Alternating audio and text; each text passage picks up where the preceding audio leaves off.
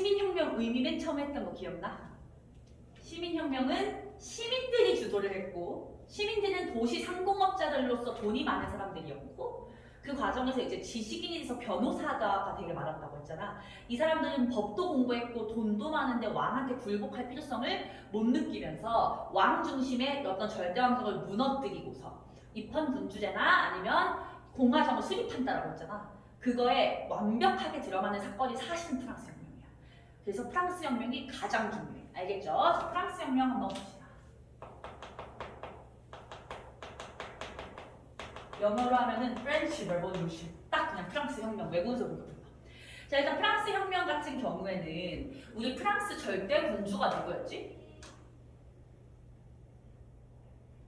프랑스 절대 군주 루이 14세였잖아. 루이 14세는 다른 절대 군주들보다도 더 막강한 권력을 지니고 있었어. 그래서 루이 14세는 스스로 막 태양왕이라고 불렀고 베르사유 궁정을 지을 만큼 굉장히 이제 권력과 부를 차지하고 있었단 말이야. 근데 그만큼 프랑스 사회는 썩어 있었다는 소리가 되기도 해. 어떻게 보면 왕이 여기 비정상적인 권력을 누렸다는 거.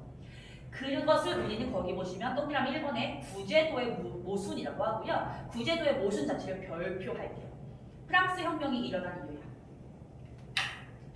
구제도는 말 그대로 옛날 제도란 뜻이야. 옛날 제도가 모순적이라는 거지. 모순적이라는 건 말이 안 된다는 소리잖아. 그렇지? 옛날 제도가 말이 안 되는 상황이다. 이건데 이제 그 구제도는 신분제를 얘기를 하고요. 프랑스에서 신분은 총 3개로 나뉘어져 있었어. 1신분, 2신분, 3신분.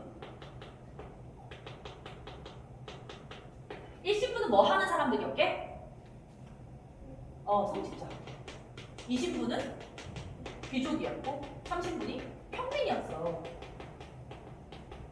이거 자체가 좀 이상하지? 성직자가 왕 다음으로 높은 지위를 갖고 있는 것 자체도 사회가 얼마나 부패했는지를 보여주는 거기도 하지만 이 귀족과 붙어먹으면서 이 프랑스 전체의 부를 다 차지를 한 거야. 프랑스라는 나라가 갖고 있는 전체 재산을 봤을 때 이 사람들은 인구가 2%밖에 안 되는데 부는 98%를 갖고 있었거든. 지금 빈부격차 오늘날 우리가 살고 있는 거랑 비교가 안 되게 심했던 거야. 빈부격차가. 반대로 평민들은 전체 인구의 98%가 되는데 전체 부의 고작 2%를 나눠 갖고 있었던 상황이라는 거죠. 그래서 이게 얼마나 불합리했느냐라고 하는 것에 대해서 구제도의 모순이라고 표현을 하는 거지. 알겠지? 근데 우리 요 3신분인 평민 중에서 도시 상공업자가 성장을 하는 거야. 그러지 않겠어? 그 사람들 평민이었을 거 아니야, 그렇죠? 도시 상공업자가 돈을 많이 벌게 되면 자식을 교육시켜서 이제 법을 공부해서 변호사가 많이 탄생을 하고 우리 그 사람들을 시민이라고 하잖아, 그렇죠? 시민계층이 성장을 해. 이런 말 들어본 적 있어? 부르주아? 부르주아. 이 사람들이 원래 부르주아라고 해. 약간 영국의 젠틀리하고 비슷한 개념이야. 요 시민계층이 성장을 하면서 딱 보니까 나는 법도 공부했고 돈도 많은데 저 1신분, 2신분 하는 꼬라지가 지금 말이 안 되는 거야. 그래서 이 사람들이 굉장히 불만을 품게 되고 특히 이 시민계층에게 이 상황을 갖다가 개혁을 해야 된다라는 걸 더 불어넣어준 게 동그라미 2번에 보시면 계몽사상의 영향이 있었어요. 우리 지난주에 계몽사상 그 사회계약서를 주장한 게 누구야 그게? 두 글자. 루소? 기억나? 그 루소가 프랑스 사람이거든. 이때 당시 딱 활동하면서 루소가 그때 당시 되게 유명한 학자였단 말이야. 그래서 이제 루소의 얘기가 널리 퍼지게 되면서 그래 맞아. 이 인간 사회는 국가랑 국민이 서로 필요한 존재인 거지. 국가가 왕권이 막 신이 내려준 게 아니란 말이야. 이런 사상이 널리 퍼져나가게 돼. 사회계약서 기억나지? 국가도 국민이 필요하고 국민도 국가가 필요해서 계약을 맺은 관계다라는 거였어. 근데 지금 국가가 국민을 위해서 아무것도 안 해주고 있으니까 그게 이제 불합리하다고 느끼기 시작을 한 거고요. 우리 아까 배웠던 미국 독립혁명. 미국 혁명 때 프랑스가 도와줬잖아. 그래서 미국에서는 세계 최초의 민주공화국이 수립을 했죠. 근데 정작 프랑스는 이러고 있어. 남 도와줄 처지가 아니었던 거지, 그치? 그래서 이제 그런 것에 대한 이제 불만도 커지기 시작을 한 거야. 이해됐어? 자, 그러면서 이제 여기는 전부 다 이제 프랑스 혁명의 배경이 되고요. 이제 프랑스 혁명의 전개 과정을 볼게. 프랑스 혁명의 전개 과정은 거기 표 전체잖아. 딱 봐도 느껴지겠지만 순서 문제가 무조건 나올 거고 순서 문제가 가장 어려운 문제가 될 거야. 알겠지? 근데 그냥 수업 한 번 듣고 교과서 한 번 읽는다고 순서가 완성되는 건 아니고 문제 여러 번 풀면서 반복해야 여기는 외워지는 파트야. 너무 첫 수를 막 배부르려고 하면 오히려 스트레스가 나. 알겠죠? 일단 이해하는데 초점을 두자. 문장 자체를 이해하는데. 자, 발단 파트를 보면 프랑스가 너무 전쟁을 많이 하고 왕실이 사치도 심하게 했어. 기억나지? 루이 14세 그거 이빨 없다고 했었잖아. 기억나? 루이 14세 이빨 다 뽑아서 이빨도 없는데 꾸역꾸역 마카롱 먹는다고 얼마나 먹어댔어. 그 돈이 한두 푼이 아니었을 거 아니야. 쌓이고 쌓이다가 그 증손자인 루이 16세 때 와가지고 완전 재정이 바닥이 난 거야.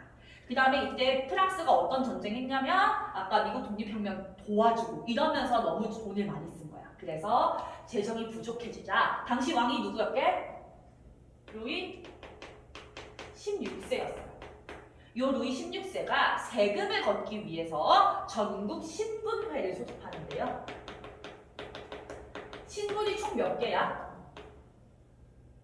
신분? 3개지? 그래서 요걸 3부회라고 해. 세 신분이 모이고. 요 3부에는 1신분 대표, 2신분 대표, 3신분 대표들이 모여서 세금을 더 걷는 것이 옳은가, 세금을 더 걷어도 되는가에 대해서 다 같이 회의를 하는 곳이었어. 그런데 당연히 인구상으로 얘네가 훨씬 더 많으니까 예를 들면 1신분 10명, 2신분 10명이면 3신분은 한 50명쯤 왔을 거 아니야. 그리고 요때 3신분은 얘네들인 거야. 농민들이 아니라 배운 게 많고 지식이 많은 요 시민계층이 갔던 상황이었어. 그런데 이제 여기서 루이 16세랑 이런 1신분, 2신분들은 아직도 3신분이 아무것도 모르는 무지랭이들인 줄 알고 지네끼리 그냥 지네 편한 대로 해버린 거야. 어떻게 했냐면 신분별로 표결을 한 거예요. 신분별 표결 무슨 뜻인지 알겠어? 얘네가 모아서 한 표, 얘네가 모아서 한 표, 얘네가 모아서 한 표 이렇게 투표를 하자는 거야. 그럼 무조건 몇 대 몇이 나와? 무조건 2대1 나오면서 세금은 걷는 쪽이 되겠지. 근데 중요한 건 여기서 이거 설명 안 했네요. 얘네 세금 안 내요. 1신분, 2신분. 얘네는 부의 98%를 독차지하면서 세금도 안 내. 세금을 내는 건 3신분인데 3신분의 의견을 완전히 묵살해버리는 게 신분별 표결이었던 거야. 근데 이 사람들은 법 공부했잖아. 대다수가 변호사야. 이게 말도 안 된다는 걸 알고 있었기 때문에 왕과 1신분, 2신분 대표들이 항의하면서 뭐라고 주장했냐면 신분별 표결은 조금 옛날 방식인 것 같고 우리 머릿수 표결로 합시다. 이렇게 하는 거야. 사실 이게 합리적인 거잖아, 그치? 근데 이렇게 되면 당연히 3신분들이 세금을 안 낼 거라고 할 게 분명하니까 왕은 이걸 받아주지 않는 거죠. 왕이 안 돼, no 이랬어. 그랬더니 열받은 3신분들이 여기서 굴복해버리면 또 세금을 내야 되니까 굴복하지 않겠다라고 해서 어디로 들어가냐면 테니스 코트장으로 들어가게 되고요. 요 테니스 코트장으로 들어가서 뭐를 선포하냐? 우리는 국민을 대표하는 의회다 라고 선포를 해. 그걸 무슨 의회라고 하냐면 국민의회라고 하는 거야. 알겠지? 우리 발단, 여기가 지금 발단인 거고 발단 이후 국민의회부터 지금 이제 본격적으로 시작을 하는 거야. 알겠죠? 자, 국민의회를 선포했어. 우리는 국민을 대표한다 라고 얘기를 하는 거고 테니스 코트장이 있었잖아. 그치? 여기서 테니스 코트에 서약을 발표합니다. 테니스 코트의 서약 무슨 말인지 기억나? 뭐라고 말했지? 여기서 뭐라고 얘기했냐면 헌법을 바꾸기 전에는 해산하지 않겠다. 이렇게 선포를 했어. 우리 지금 테니스 코트장에 죽치고 앉아 있을 거고 헌법 바꿔줄 때까지 한 발자국도 안 나갈 거야 라고 딱 선포를 한 거야. 이때 왕이 얘네들 만나가지고 야 얘기 좀 하자, 잘 풀어보자 라고 했으면 혁명이 이렇게 커지지 않았을 텐데 왕이 오히려 군대를 이끌고 와서 얘네들 싹 다 죽여버리려고 한 거야. 어차피 테니스 코트장은 그 베르사유 궁전 안에서도 작은 공간이었을 테니까 여기를 군대를 메꿔서 한꺼번에 포위해서 죽이려고 했던 거예요. 근데 그거를 미리 약간 낌새를 눈치채고서 요 테니스 코트장에서 이 국민의회 사람 2명 정도가 새벽에 몰래 나가요. 몰래 나가서 어디로 가냐면 파리 시내로 가는 거야. 그때 수업 때 얘기했던 거 기억나지? 파리 시내하고 베르사유 궁전은 지금도 기차 타고 45분 정도가 걸린단 말이야. 그러니까 요때 그거 이동해 가는 건 진짜 먼 거리인 거지. 새벽에 진짜 엄청나게 진짜 막 호텔까지 휘달려서 막 가는 거야. 가서 파리 시민한테 이렇게 얘기를 한 거죠. 우리 지금 베르사유 궁전에서 왔는데요.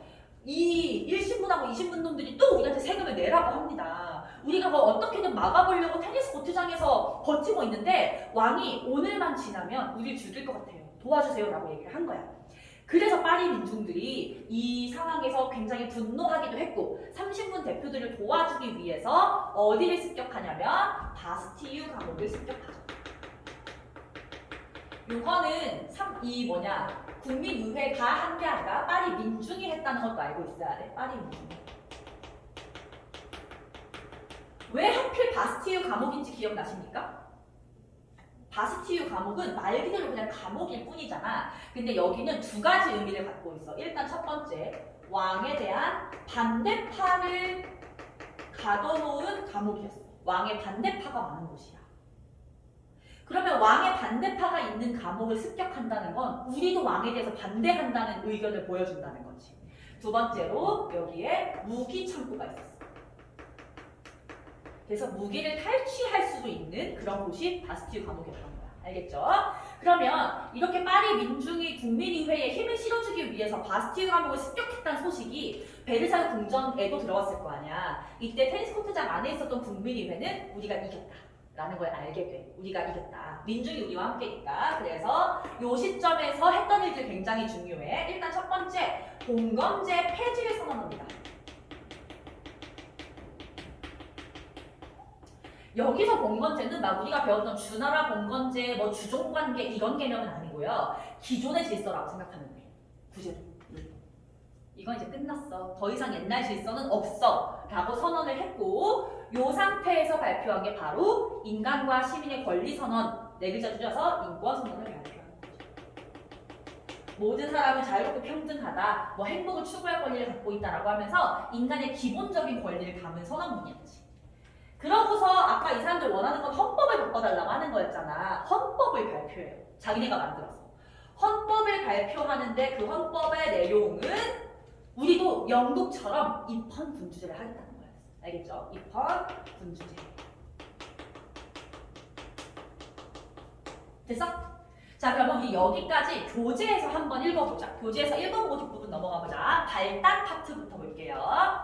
발단, 전쟁과 왕실의 사치로 재정이 부족해졌어요. 전쟁 위에다가 써보자. 미국 독립전쟁 후원. 미국 독립전쟁 후원.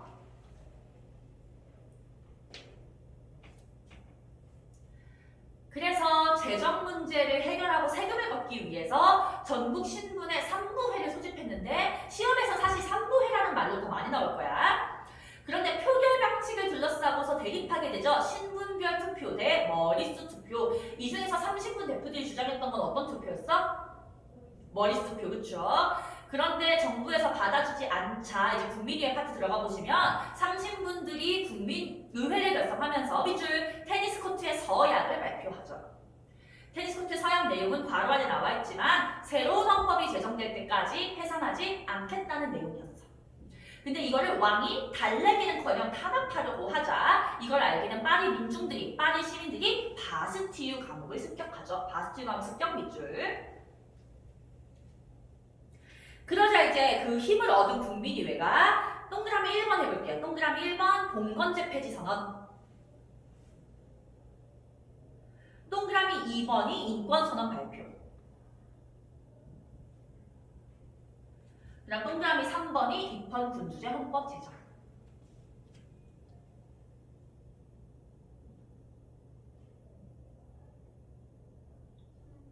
(3번) 입헌 군주제 헌법 제정. 요거 이렇게. 요거 3개. 1, 2, 4. 왜냐면 어렵게 물어볼 때는 요거 3개에서 순서를 물어볼 수가 있기 때문에 요 3개 순서 자체를 잘 알고 있어요. 오케이? 자, 그러면 이제 헌법을 발표했잖아. 헌법을 발표했으니까 이제 법을 만들어야 되겠지. 혹시 이런 거 들어본 적 있어? 헌법이 국가의 최고법이고 그 다음이 법률이야.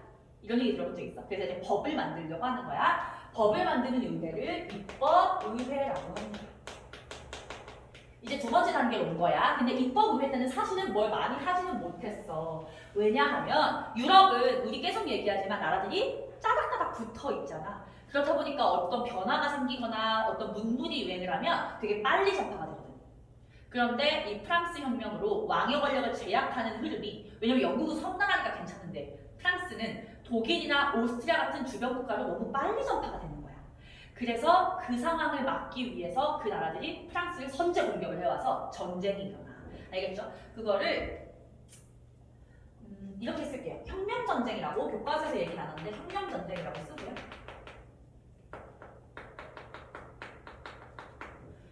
누구랑 전쟁한 거냐면 혁명이 자기네 나라로 퍼질 것을 두려워한 오스트리아, 프로이센 이런 나라들이었어. 프로이센이 오늘날의 어디게?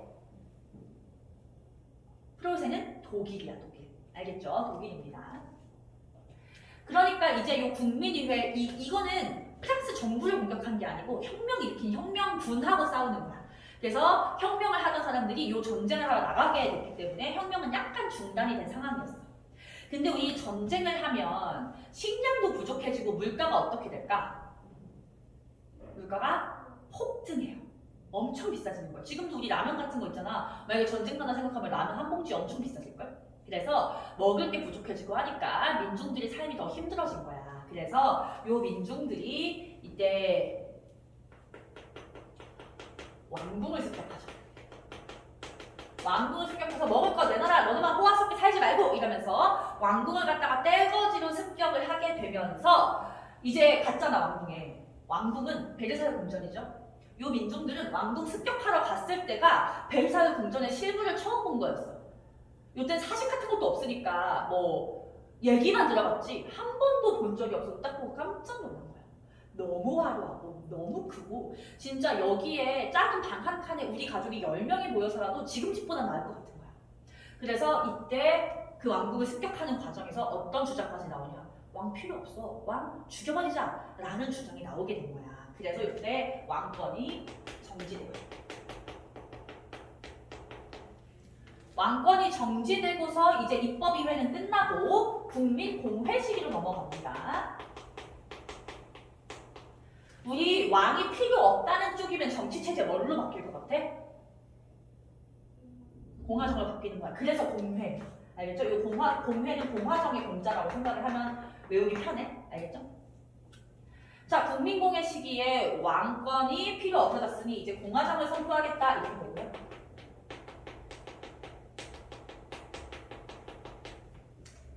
루이 14세 어떻게 하게? 영국도 공화정 선포할 때 찰스 1세 어떻게 했어? 처형했잖아. 얘도 죽여요. 루이 14세 처형.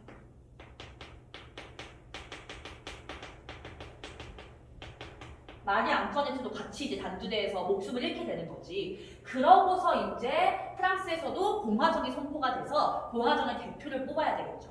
우리 아까 영국에서는 공화정 대표가 크로멜이었잖아. 여기서는 로베스피에르라는 사람이었어. 근데 이 로베스피에르 같은 경우에는 약간 크로멜하고 비슷한데요. 크로멜은 잘한 거 딱 한 게 있고 다 못했다 그랬잖아. 잘한 거 무슨 법이었지? 항해법? 얘는 잘한 게 없다고 보면 돼. 약간 욕심이 많아서 어쨌든 간에 자기네가 혁명해서 공화정 선포했으면 그냥 만족하고서 그 안에서 뭔가 혼란을 잠재울 수 있는 정치를 했어야 되는데 그게 아니라 야 이제까지 혁명 욕한 놈들 다 불러 다 죽여 이런 식이었던 거야. 그래서 혁명에 대해서 한 번이라도 나쁘게 생각했거나 욕하고 다녔거나 아, 혁명 끝났으면 좋겠다라는 말을 하는 사람들을 색출하는 데에만 신경을 쓴 거야. 그래서 이제 굉장히 불만이 커졌던 거죠. 이거를 로베스피에르의 공포정치라고 얘기해요. 진짜 공포스럽게 정치를 한 거야. 키워드 뭐 잡을 거냐면 공포정치에서 공안위원회, 혁명재판소.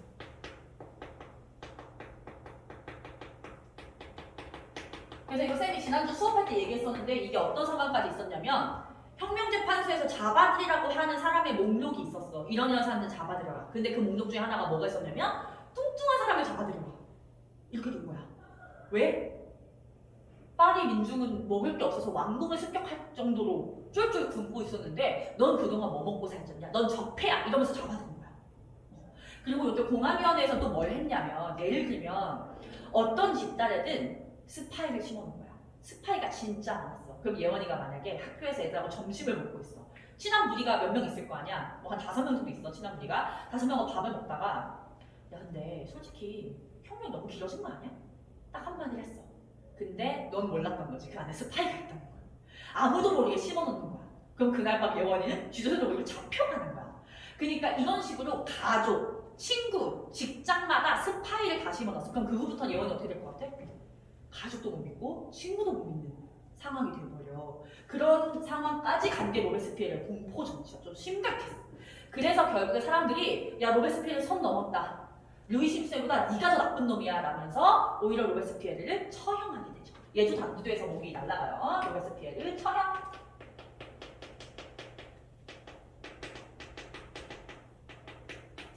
그러면 생각해봐. 왕도 죽여. 공화정 대표도 죽여.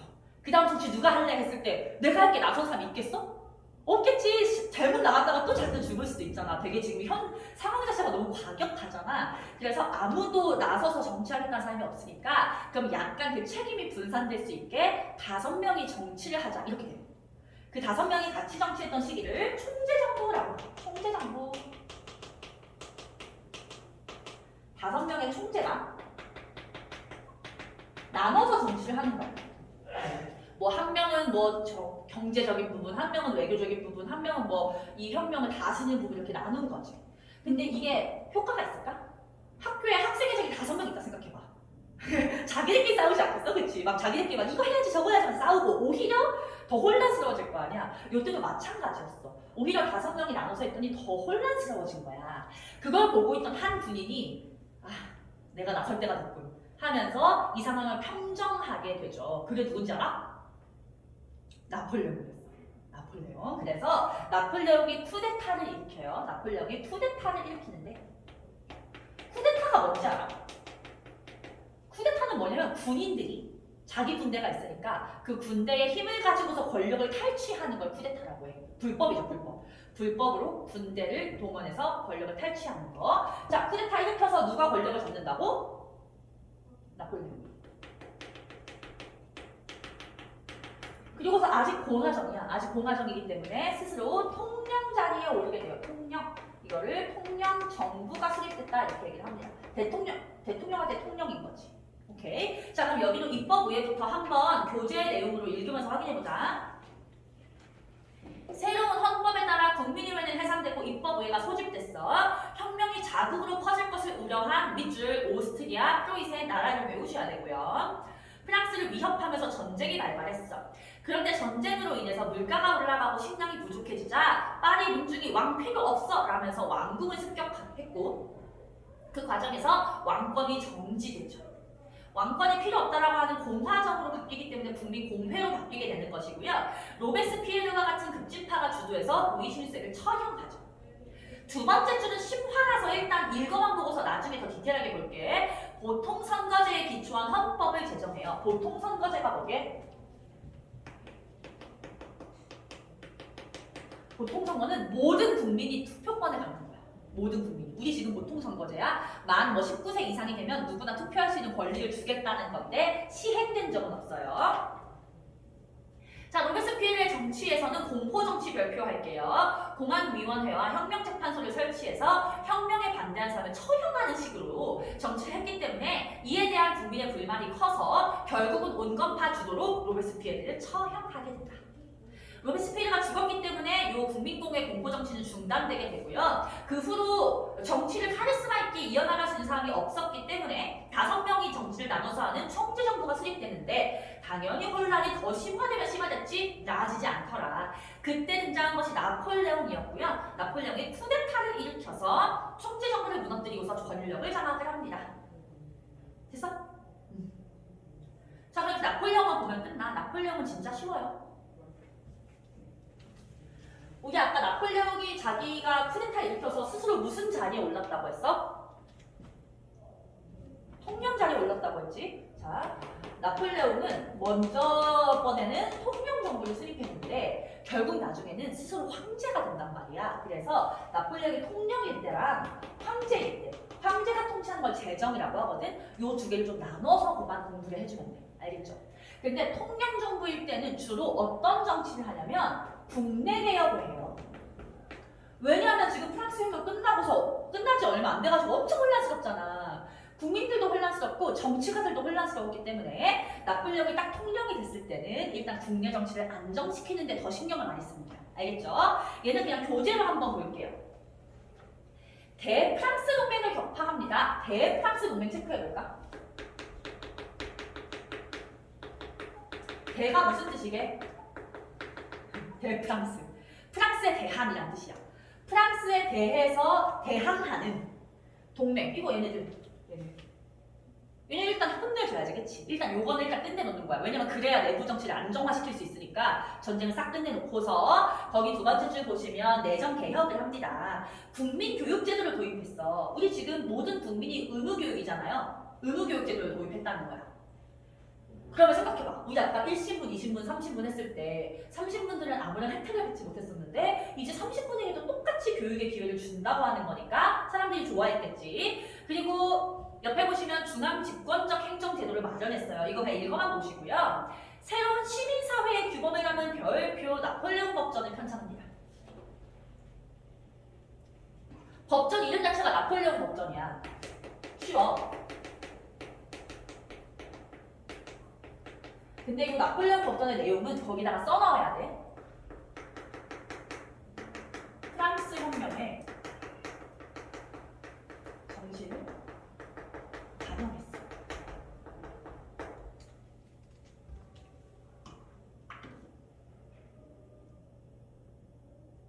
혹시 프랑스 혁명의 정신이 뭔지 알아? 프랑스 국기 한번 그려볼까? 프랑스 국기. 맨 왼쪽은 파란색, 가운데 하얀색, 맨 오른쪽 빨간색. 이거 프랑스 국기. 파란색이 의미하는 게 자유예요. 흰색이 의미하는 건 평등. 그리고 빨간색이 의미하는 것은 우애. 모두에게 대한 사랑, 인류애 같은 거. 요 자유, 평등, 우애가 바로 이 프랑스 혁명의 정신이고 요걸 그대로 담아서 모든 인간이 자유롭고 평등하다라고 하는 법전을 만들어준 거야. 그럼 요 내용을 딱 들었을 때 사람들이 나폴레옹을 좋아했을 것 같아? 싫어했을 것 같아? 엄청 좋아하는 거야. 아까 말했듯이 국민교육제도를 통해서 우리 30분들에게도 교육의 기회를 줬고 평민들, 농민들에게도. 게다가 이제 우리가 프랑스 혁명을 일으켰는데 그걸 갖다 무시하지 않고 그 정신을 반영해줬으니까 너무너무 좋아하는 거야. 인기가 엄청 많아져서 그 인기에 힘입어서 나폴레옹이 국민투표를 통해서 황제를 지위해요.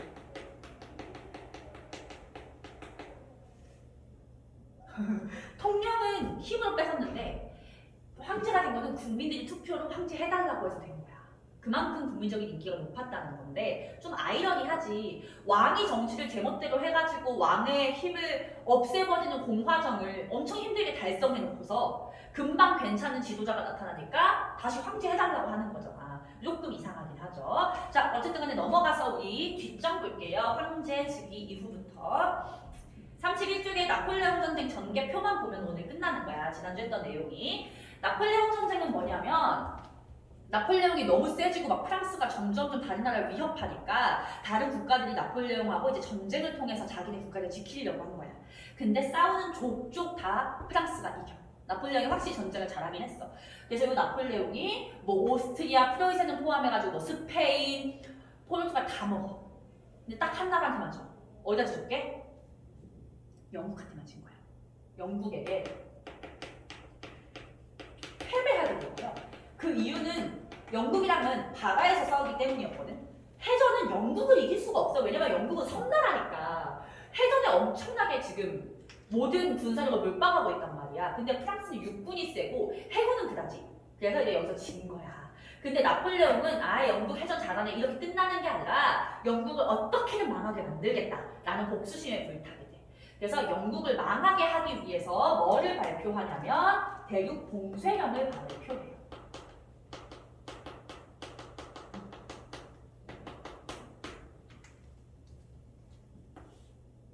여기가 유럽이고 여기가 영국이면 영국은 섬나라잖아. 그리고 지금 유럽 대륙에 있는 웬만한 나라는 전부 다 나폴레옹의 손아귀에 들어왔거든. 그래서 자기 영향력에 있는 모든 유럽 국가한테 얘기한 거야. 영국이랑 교역하지 마. 영국 왕따 시키려고. 이렇게 얘기한 거야. 그럼 영국은 이 상황에서 굉장히 불리해졌을까? 오히려 영국은 아무 타격이 없어. 왜냐면 영국은 아까 말했잖아. 식민지가 이미 많아. 얘네는 안 하면 난 자기네 식민지랑 무역하면 돼. 전혀 타격이 없었어. 누가 타격이 있었냐면 영국과 교역해서 영국의 문물을 받아야 되는 사람들. 특히 예를 들면 영국의 가장 큰 식민지가 인도였거든. 영국 같아서 인도 물건 사오고 싶은데 못하는 나라들. 얘네가 더 안달복달이 난 거야. 그 중에서도 이 러시아. 러시아가 그때 영국과의 무역이 너무 필요한 상황이었어가지고 나폴레옹이랑 싸움 날 거 그냥 각오하고서 영국이랑 몰래 교육을 해요. 그러다가 걸렸어 당연히. 그래서 나폴레옹이 아 러시아 안 되겠구만 이러면서 러시아를 혼내주겠다면서 러시아 원정을 떠나죠. 그래서 러시아까지 이제 군대 이끌고 가서 러시아를 이제 혼쭐을 내주려고 했는데 문제는 패배하죠. 실패. 왜 실패했다 그래? 들어본 적 있어? 이렇게까지 추울 줄 몰랐대. 이렇게까지 추울 줄 몰라가지고 막 다 오들오들 떠는 거야. 한겨울에 진짜 추우면 아무것도 하기 싫어지는 거 알지? 그치? 근데 심지어 러시아에 지금 전쟁하러 갔는데 싸울 힘이 나겠어? 근데 심지어 러시아에서는 나폴레옹이 온다 그러니까 최정예 부대를 꾸려가지고 막 모피코트 입고 막 나타나는 거야. 그러니까 당연히 실패를 할 수밖에 없었지. 근데 이 상황을 보고 있던 다른 나라들은 뭐야? 우리 나폴레옹한테 쫄아 있었는데 생각보다 뭐지? 이러면서 점점점 이제 러시아를 도와서 나폴레옹을 공격하기 시작하고 결국은 유럽 각국에 이제 공격을 받게 되면서 나폴레옹 시대는 막을 내리게 된다. 이렇게 되는 거야. 알겠죠? 자, 전개 과정 한번 읽어볼게요. 해전에서는 영국군에게 패배했고 지상에서는 오스트리아 프로이센 격파하면서 유럽의 웬만한 나라는 다 나폴레옹의 손아귀에 들어왔다. 유일하게 영국에게만 졌기 때문에 대륙봉쇄령을 선포하죠. 별표입니다. 대륙봉쇄령. 영국을 견제하려고 했지만 이걸 누가 어긴다고? 러시아가 어긴다. 러시아가 대륙봉쇄령을 어기고 영국과 무역을 지속하자 러시아를 혼내주겠다고 밑줄 러시아 원정을 단행하는데 러시아의 참혹한 추위를 견디지 못하고 참패하게 되고요. 결국은 대프랑스 동맹들이 생각보다 나폴레옹 해볼만 하군 이러면서 공세를 강화하면서 이제 나폴레옹은 몰락하게 됩니다. 오케이. 근데 우리 나폴레옹 전쟁에 의의가 굉장히 중요해. 전체 별표해볼래? 자, 일단은 우리 아까 프랑스 혁명의 이념 중에서 가장 중요한 게 요거예요. 모든 사람은 다 자유롭고 평등하다. 우리한테는 지금 당연한 얘기지만 그때 당시 당연한 얘기가 아니었단 말이야. 그런데 이러한 자유를 얘기했던 프랑스 혁명의 이념이 심지어 법전에까지 들어갔는데 나폴레옹이 전쟁을 하면서 그게 온 유럽에 퍼지게 된 거야. 예를 들면 나폴레옹이 프로이센을 점령했어. 그럼 거기 프로이센에 프랑스 애들 가서 이렇게 군대 지키고 있을 거 아니야. 그때 프로이센 애들하고 얘기하는 거지. 야, 너네 자유 없냐? 우리 프랑스 이후에 법전에 자유 들어갔잖아. 이렇게 얘기를 하는 거야. 그럼 프로이센 애들도 뭐야, 인간이 자유로울 수가 있는 거였어? 이러면서 점점 그 이념이 자연스럽게 퍼지게 된다는 거야. 그래서 의 첫 번째 줄 맨 끝에 밑주실게요. 자유주의가 유럽 각지에 전파돼요. 두 번째, 나폴레옹의 지배에 대항하면서 민족끼리 뭔가 뭉쳐야겠다는 의식이 생겨나. 뭔 소린지 이해돼? 오히려 외세가 침략하면 더 똘똘 뭉친단 말이야. 그래서 그 이제 우리 민족이 단결해야 된다라고 하는 밑줄 민족주의 의식도 성장을 해요. 그래서 우리 나폴레옹 전쟁의 결과로 자유주의랑 민족주의가 널리 유럽에 퍼지게 된다는 게 굉장히 중요하고 거기서부터가 내일 하게 될 내용이야. 거기 공사원 제목 자체가 자유주의 민족주의잖아. 그래서 쌤이 계속 지난주에 했던 걸 이해를 못하면 내일 거를 연결짓지 못한다고 계속 얘기했던 거거든. 그래서 이 부분을 좀 복습을 집에 가서 마무리 잘 해주면